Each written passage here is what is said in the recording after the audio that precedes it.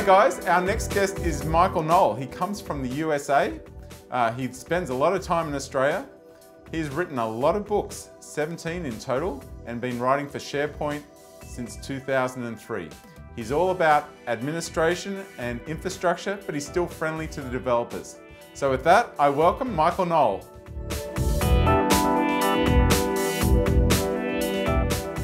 I might start with the book. Great.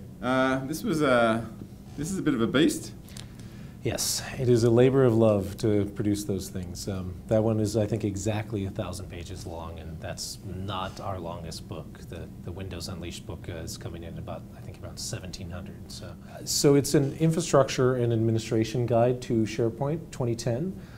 Originally, actually, the first SharePoint book that myself and a colleague from the organization I work at, which is Convergent Computing, we wrote SharePoint 2003 Unleashed, which at the time was the first book written on SharePoint 2003 and subsequently the second SharePoint book ever written, because there was really only one 2001 book, which was a small guide essentially. So it was really the first comprehensive back-end infrastructure book to SharePoint. That's what it is today. It is a infrastructure guide, it is an administrator's guide. It also walks through some end user scenarios, but really it's more about the back-end setting up of SharePoint, best practice guidance around doing that, walks you through step-by-step through a lot of different scenarios, and then touches on security and a lot of the SQL optimization, right, those types of topics. So can I ask which chapters in here gave you the most pain?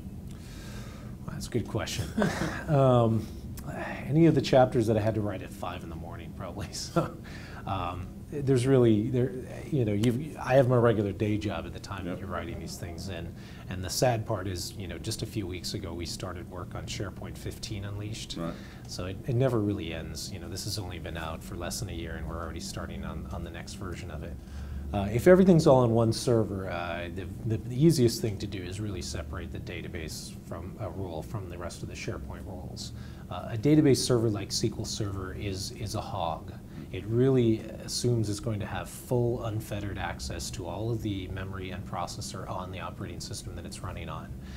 So it doesn't play well with anything else installed on the same machine. Right. So in most cases, we recommend to our clients that you break out at least the database role onto its own server and then put SharePoint onto its own server at a minimum. Right. That's a starting point. So tell me, what third-party tool might tell me that search is the problem? Some of the, I'm not going to necessarily say any one specific tool. I would say that any of the major SharePoint vendors generally have some pretty good administration and troubleshooting tools. Can you give us a couple of names? AvePoint, Quest, Metalogix, Exceller, there's a big list. I don't want to leave necessarily anybody else. We're platform independent. Yep. We're partners with the major companies, but at the same time we try to keep a neutral stance. But any one of the major players, if you look at their product line, will have different tools that can help you with that kind of thing. Managed metadata?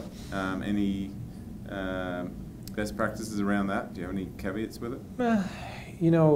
It's one of those things where a couple things, I guess, looking at it from the back end perspective, not so much from the front end. Obviously, front end, your taxonomy is dependent on your business. Mm-hmm.